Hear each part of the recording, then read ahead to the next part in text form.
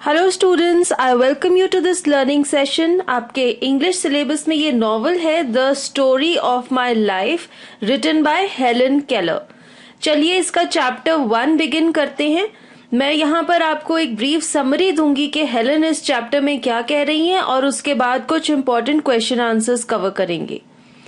सबसे पहले हेलन कहती हैं कि वो एक बार फिर से लिखने बैठ रही हैं।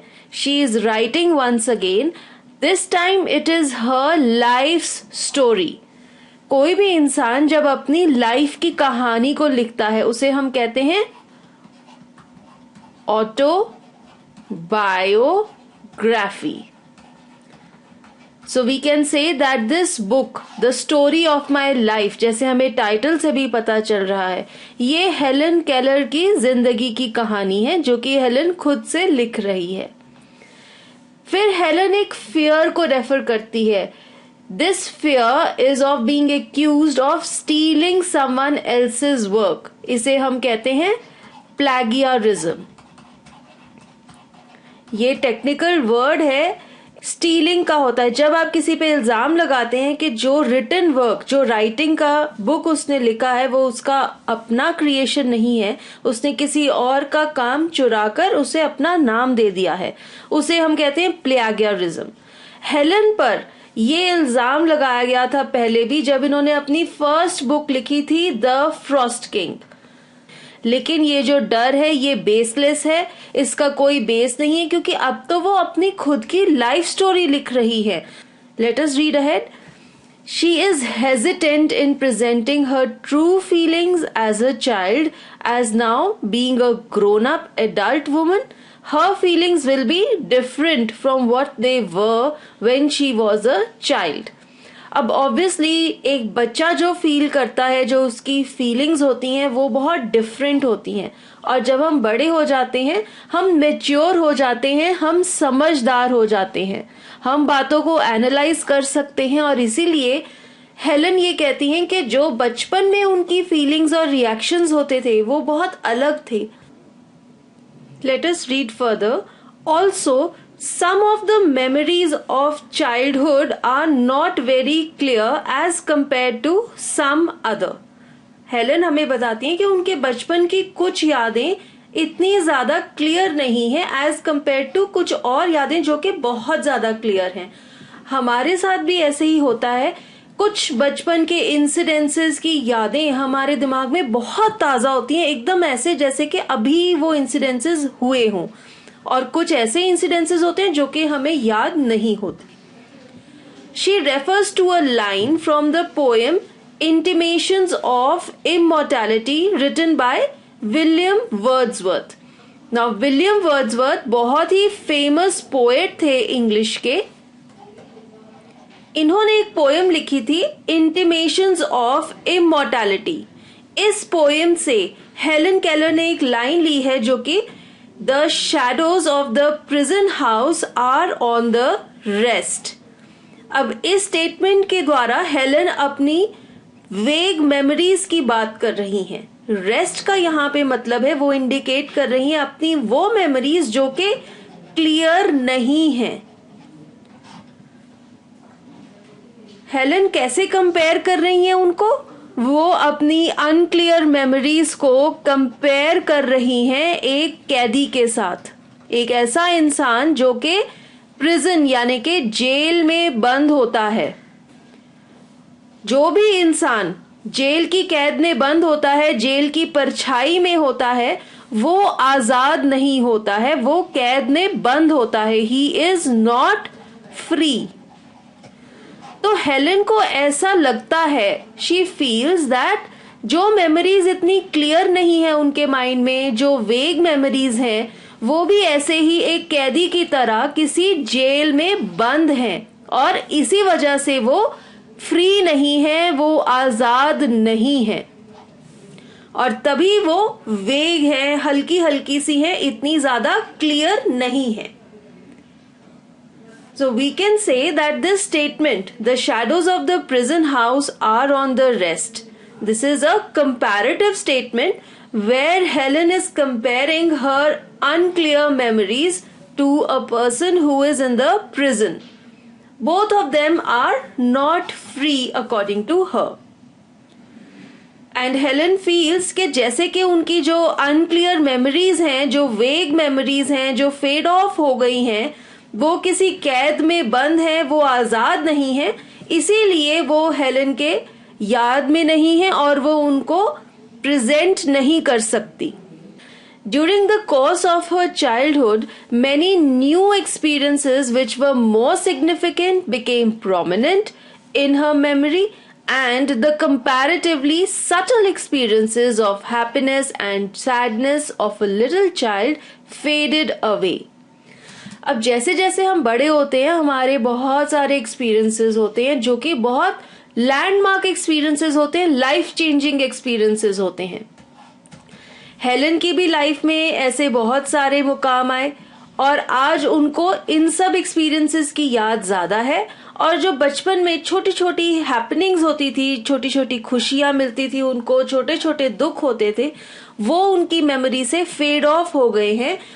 Helen was born on June 27, 1880 in टस्कम्बिया.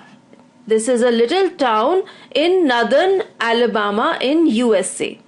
उनके पेरेंट्स का नाम था Arthur H Keller, he is her father, and Kate Adams उनकी मदर थी. हर पिटर्नल एंसेस्टर्स यानी कि उनके फादर साइड जो एंसेस्टर्स थे वो स्विट्जरलैंड से थे. हेलन के ग्रैंडफादर थे Casper Keller, who had migrated to Alabama.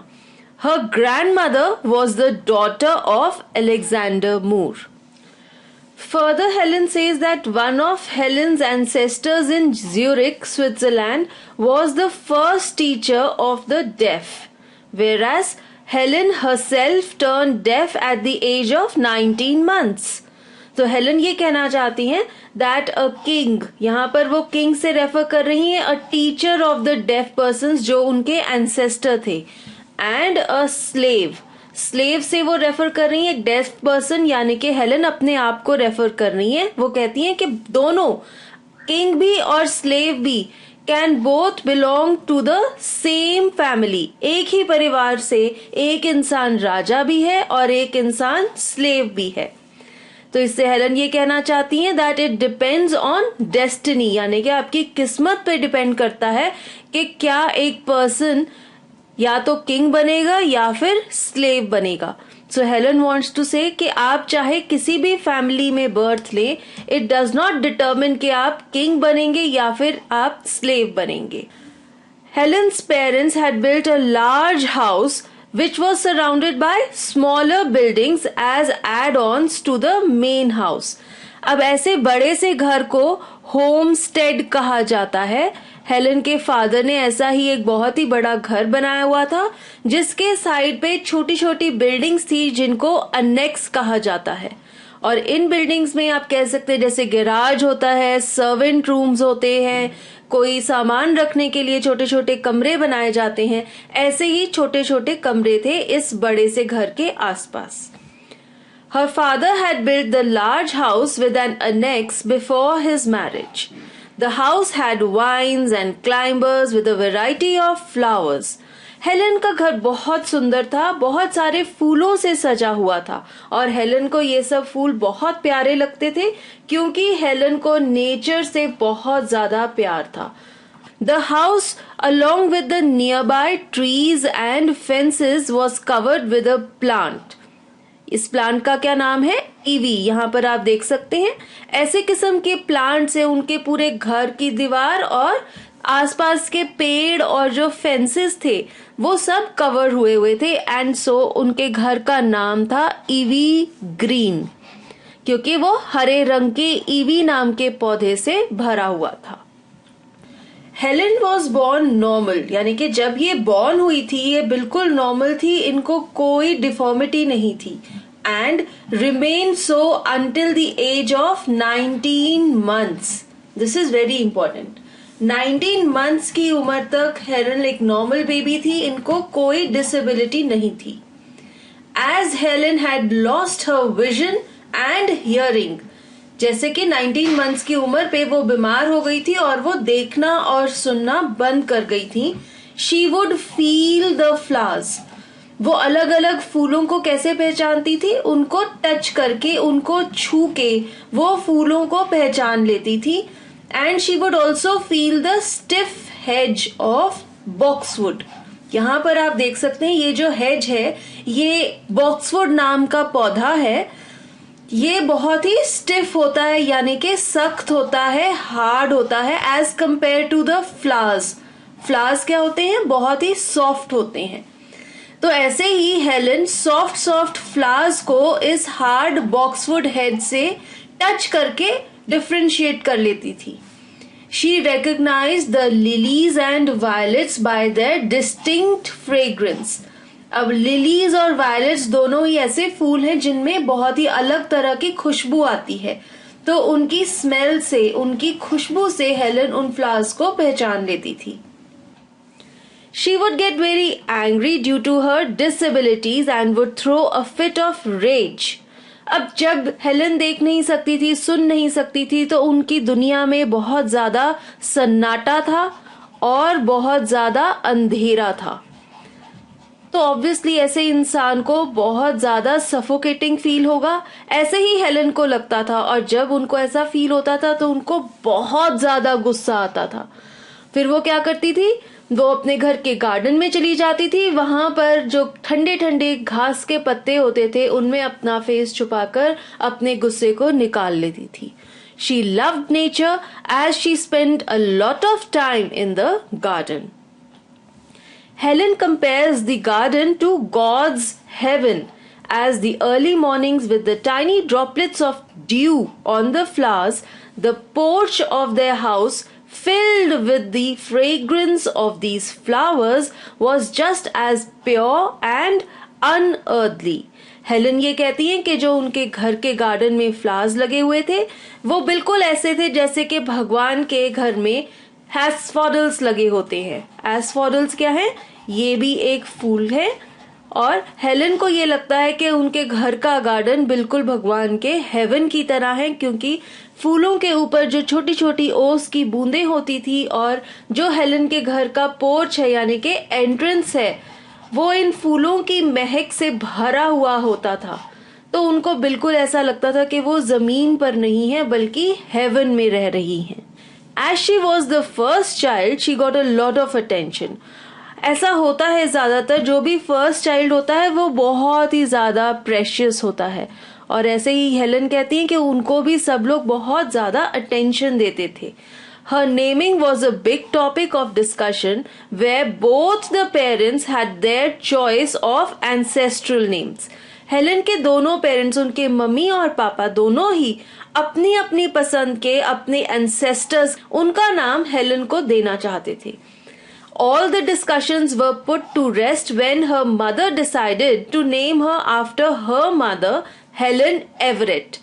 Finally, Helen की मॉम ने डिसाइड किया कि वो हेलन को हेलन की नानी का नाम देंगी, Helen Everett. However, at the church, her father forgot it and named her Helen Adams instead. Helen के डैड जब उनको चर्च लेके गए उनकी क्रिश्चियनिंग करने के लिए तो वो भूल गए कि उन्होंने हेलन को क्या नाम देना है और उन्होंने हेलन का नाम हेलन एडम्स रख दिया. Helen was a very inquisitive child. She was very eager and a self-asserting child. ये बहुत ज्यादा जिज्ञासु थी. ये हर चीज के बारे में जानना चाहती थी और जो इनको चाहिए था वो पाकर ही रहती थी. बहुत जिद्दी टाइप की बच्ची थी. Just at the age of 6 months, she could utter words. 6 months की उम्र में ये बोलने भी लग गई थी, जैसे कि howdy, टी टी टी ऐसे वर्ड्स ये बोलने लग गई थी. और तो और अपनी बीमारी के बाद भी इनको बोलना याद था. इन्होंने सीखा था वाटर बोलना. और जबकि ये सुनना और देखना बंद कर चुकी थी लेकिन फिर भी इन्होंने वाटर बोलना नहीं भूला. इनको याद था वाटर शब्द बोलना. She took her first step when she was 1 year old. जब हेलन सिर्फ 1 साल की थी तो वो चलने भी लग गई थी. इन सब चीजों से हमें पता लगता है she was an active and intelligent toddler. She enjoyed this happy life of a normal baby till the age of 19 months when all of a sudden she became ill. अब हेलन कहती है कि जो उनकी नॉर्मल लाइफ थी, normal life means जब उनकी सारी फैकल्टीज चलती थी, ये लाइफ इन्होंने सिर्फ 19 मंथ्स की उम्र तक एंजॉय की. She says that she only enjoyed a brief spring. Helen बीमार हो गई थी फरवरी के मंथ में, जो कि स्प्रिंग के सीजन में आता है. तो वो कह रही हैं कि उन्होंने स्प्रिंग का सीजन भी पूरा एंजॉय नहीं किया था, सिर्फ थोड़ा सा ही मौसम एंजॉय किया था जब तक कि वे बीमार नहीं हुई थी. And all other seasons also only once in her entire life before this illness which impacted her for ever.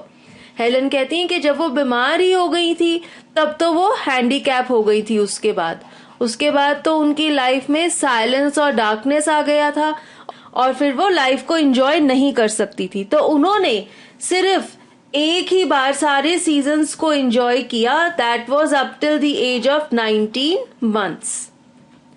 When she got ill, the doctors at that time diagnosed it as acute congestion of stomach and brain. उन दिनों में इतनी अच्छी diagnosis नहीं होती थी और ये नहीं पता चला था कि हेलन को क्या हुआ है. लेकिन आज की डे में हम कह सकते हैं कि उनको स्कारलेट फीवर हो गया था, जिसे हम मेनिंगाइटिस भी कहते हैं. The doctor's fear that the illness would kill her was proved wrong, but the illness did take away with it her sense of sight and hearing. Doctors को यह डर था कि हेलन मर सकती है. वो मरी नहीं, लेकिन उनके देखने और सुनने की शक्ति चली गई. No one, not even the doctors, realized that the little baby had lost these faculties. जैसे कि हेलन बहुत छोटी थी तो किसी को भी, उनकी फैमिली को या डॉक्टर्स को ये नहीं पता चला कि अब उनको दिख नहीं सकता और सुन नहीं सकता. They were happy that the illness had gone. It was only with the passage of time that they realized this. Helen still recollects the misery, pain and discomfort that the illness gave her. एकदम से आपको कुछ दिखना बंद हो जाए, आपको आसपास सिर्फ अंधेरा ही दिख रहा है और साथ ही साथ आपको सुनना भी बंद हो जाए, आपको सिर्फ साइलेंस ही है आपके आसपास, तो कितना ज्यादा अनईजी फील होगा आपको. She remembers how gradually her vision got impaired.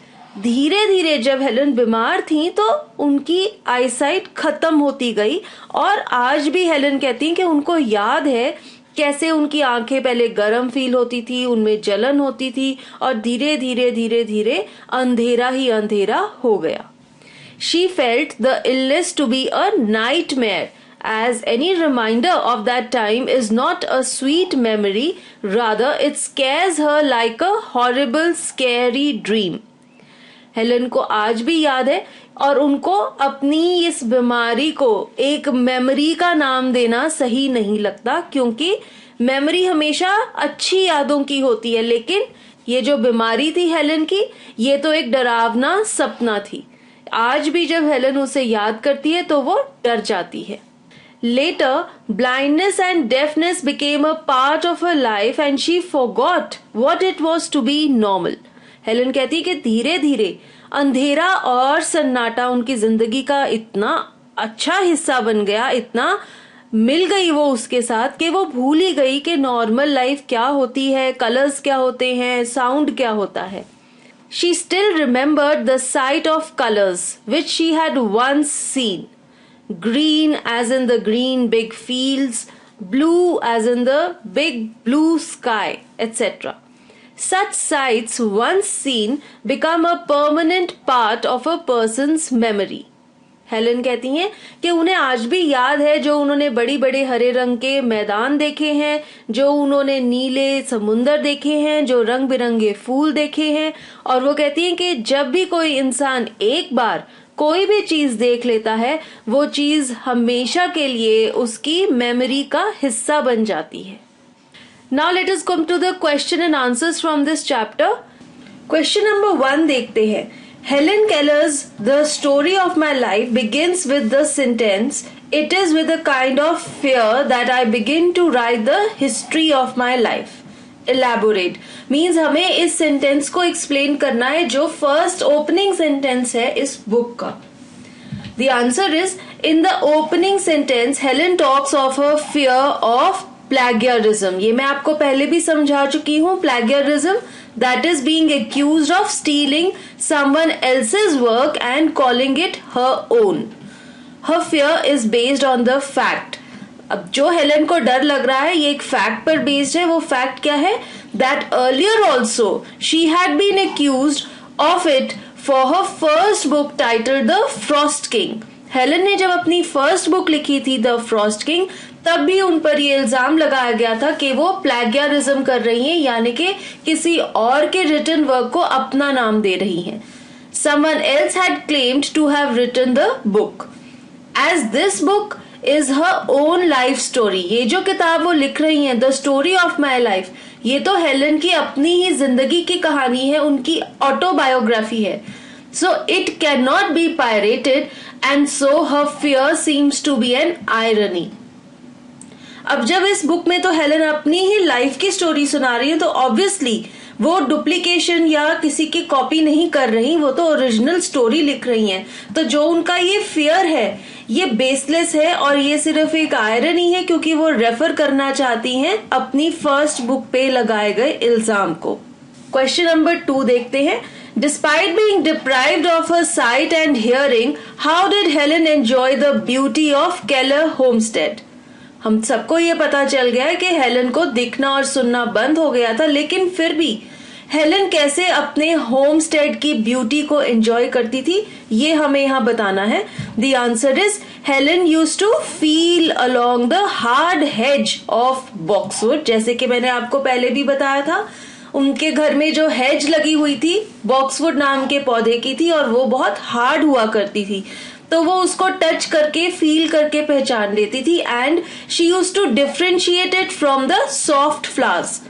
Fool comparatively बहुत सॉफ्ट होते हैं, तो इसी तरह से हेलन हेजेस और फ्लावर्स के बीच में फर्क पता कर लेती थी उनको टच करके. She, guided by the sense of smell, would find the first violets and lilies. अब वो फूलों को उनके खुशबू से भी पहचान लेती थी. As she loved nature, she would recognize the different flowers by their feel and smell. For her, the garden of their house was God's heaven, where she found peace during her episodes of anger and anguish due to her disabilities. जब भी Helen को गुस्सा आता था और बहुत ज्यादा helpless feel करती थी वो कि उनको दिख नहीं रहा, वो बोल नहीं सकती, तो वो क्या करती थी, अपने घर के गार्डन में आकर फ्लावर्स के बीच में अपने फेस को छुपा के अपने गुस्से को निकाल लेती थी. क्वेश्चन नंबर 3 देखते हैं. These happy days did not last long. What are the happy days being referred to here? What cut them short? हमें यह बताना है कि हेलन के जो हैप्पी डेज थे वो कौन से थे और क्या ऐसा हुआ कि वो हैप्पी डेज खत्म हो गए. The answer is the happy days referred here are the days of childhood as experienced by any normal child. Helen अपने नॉर्मल चाइल्डहुड के दिनों को हैप्पी डेज कह रही हैं, जब वो देख सकती थी, सुन सकती थी और वो अपनी लाइफ को बहुत एंजॉय कर रही थी. Helen calls them happy because after that her life became full of darkness and gloom. Happy days के बाद उनकी लाइफ में एक बीमारी आई 19 मंथ्स की एज में, जिसकी वजह से उन्हें दिखना और सुनना बंद हो गया. उनकी लाइफ में साइलेंस और डार्कनेस भर गई और इसीलिए उनकी हैप्पीनेस, उनकी खुशियां खत्म हो गई. All of a sudden at the age of 19 months, she was struck by an unknown illness which robbed her of her vision and hearing and thus made her life sad and unhappy. Question number 4 देखते हैं. How did Helen's illness affect her life during her childhood? हमें यहाँ पर ये बताना है कि Helen की बीमारी की वजह से उनके बचपन पर क्या असर पड़ा. The answer is Helen's life turned into a nightmare as it was unreal for her. She felt surrounded by darkness and silence. Helen के लिए जो बीमारी थी ये एक डरावना सपना थी क्योंकि ये बहुत ज्यादा डिफरेंट थी उनकी पहली वाली जिंदगी से. एकदम से उनके आसपास अंधेरा और सन्नाटा छा गया था. This made her panic. अब जब एकदम से आपको आसपास अंधेरा दिखेगा और कुछ सुनेगा नहीं तो आप बहुत छटपटाएंगे और घबरा जाएंगे. ऐसा ही हेलन के साथ हुआ. शी लॉस्ट हर टेम्पर, उन्हें बहुत ज्यादा गुस्सा भी आने लग गया था. Gradually, she got used to it and forgot that it ever had been different from this. She forgot that there was life beyond the darkness and the silence. धीरे धीरे इस अंधेरे और सन्नाटे ने हेलन को अपनी गिरफ्त में जकड़ लिया और हेलन भूल ही गई कि इस अंधेरे और इस सन्नाटे के बाहर भी कोई जिंदगी है. वो अपने इस अंधेरे और सन्नाटे भरी जिंदगी में समा गई थी. क्वेश्चन नंबर 5 देखते हैं. Explain the words there is no king who has had not a slave among his ancestors and no slave who has not had a king among his. हमें ये बताना है जो स्टेटमेंट है हेलन की, इसका क्या मतलब है. The answer is the words mean that being a king or a slave do not depend upon where a person is born, but it depends on his actions and destiny. Helen ये कहना चाह रही है कि कोई इंसान राजा होगा या फिर नौकर होगा, इसका कोई भी रिलेशन इस चीज से नहीं है कि वो कहां पर पैदा होता है. ये चीज डिटरमिन होती है उसके अपने एक्शन से और उसकी किस्मत से. Helen is correlating this with the fact. Helen ये स्टेटमेंट इसलिए कह रही है क्योंकि एक फैक्ट है. वो क्या है? That on one hand one of her ancestors was the first teacher for the deaf, while on the other hand she herself became deaf. Helen इसलिए ये बात कह रही है क्योंकि एक हाथ पर तो उनके खुद के एक एंसेस्टर थे जो स्विट्जरलैंड में वो बहरे लोगों के पहले टीचर थे. वो बहरे लोगों को पढ़ाया करते थे और उन्होंने इस सब्जेक्ट पर एक बुक भी लिखी हुई थी. जबकि दूसरे हाथ पर हेलन कहती हैं कि वो खुद ही उसी सेम फैमिली की होते हुए एक डेफ इंसान बन गई थी. So despite being born from the same family, तो हेलन ये कहना चाहती हैं कि हालांकि हेलन और उनके एंसेस्टर्स एक ही फैमिली के थे. One was like a king that is the teacher of the deaf, whereas the other was a slave that is the deaf person, here Helen herself. Question number 6 देखते हैं. Describe the illness that hit Helen when she was 19 months. How did it affect the little Helen? हमें उस बीमारी के बारे में बताना है जो 19 मंथ्स की एज पर हेलन को हो गई थी और उसका हेलन पर क्या असर पड़ा. The answer will be little Helen was struck by the mysterious illness all of a sudden. The doctors then diagnosed it as an acute congestion of the stomach and brain. छोटी सी baby Helen को अचानक ही एक बीमारी हो गई थी और उस समय में डॉक्टर्स ने ये डायग्नोज किया कि उनको एक्यूट कंजेशन हो गई है पेट और दिमाग में. They feared that the illness would kill the child. Doctors को ये डर था कि इतनी ज्यादा सिवियर बीमारी है कि हो सकता है हेलन मर सकती है. Helen underwent severe pain and discomfort. She remained restless even during her sleep. Helen को बहुत ज्यादा डिस्कम्फर्ट होती थी, उनको बहुत ज्यादा दर्द भी होता था और वो सोते हुए भी रेस्टलेस होती थी, आराम से सो भी नहीं पाती थी. Her eyes became dry and hot and were irritated due to the glare of bright light. उनकी आंखें बहुत ज्यादा ड्राई और गर्म फील होती थी और उनको इरिटेशन होती थी ब्राइट लाइट से. Her mother tried to calm her and cared for her. Helen की मॉम उनको बहुत सहारा देती थी और उनका ध्यान रखती थी. Gradually she began losing her vision and as days passed by, things became dimmer. धीरे धीरे दिन पर दिन हेलन की जो विजन है यानी कि उनकी देखने की शक्ति है वो कम होती गई और उनको सब चीजें डिम लगने लग गई यानी कि लाइट कम होती जा रही थी. All of a sudden one morning the fever left her mysteriously and the family was elated at it. एक दिन अचानक से उनका जो ये बुखार था वो चला गया और उनकी पूरी फैमिली बहुत ज्यादा खुश थी कि हेलन ठीक हो गई है. No one, not even the doctors, realized then that the illness had taken away with it Helen's vision and hearing abilities.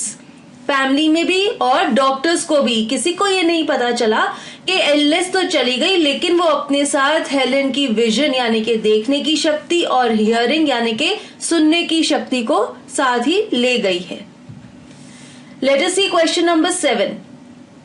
Describe Helen Keller's house where she spent the happy moments of her childhood. हमें Helen Keller के घर के बारे में description देनी है. The answer will be the house where Helen enjoyed the early years of childhood was built by her father Arthur Keller. ये जो घर था ये हेलन के डैड आर्थर केलर ने बनाया था.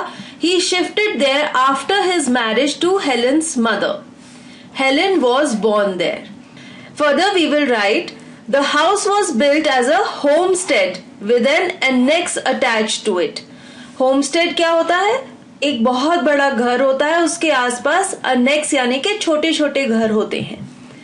There was a large building along with smaller ones around it for purposes of help like servant room, garage, barn, cowshed, etc.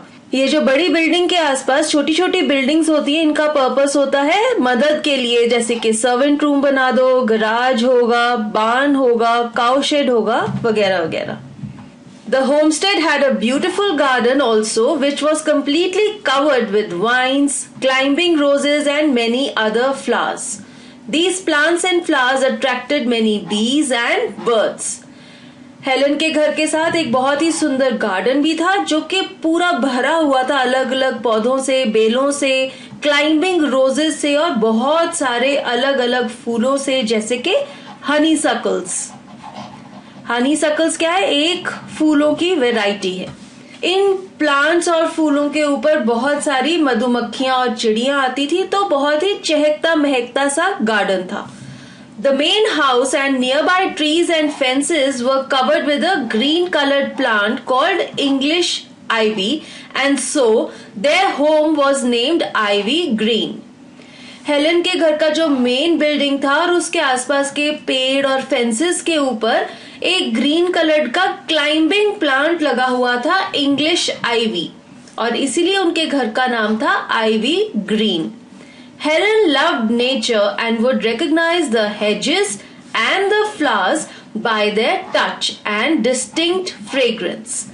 In her times of distress, due to her disabilities, she would find solace in the garden. अब Helen को nature से बहुत प्यार था और वो बहुत सारा समय गार्डन में बिताती थी.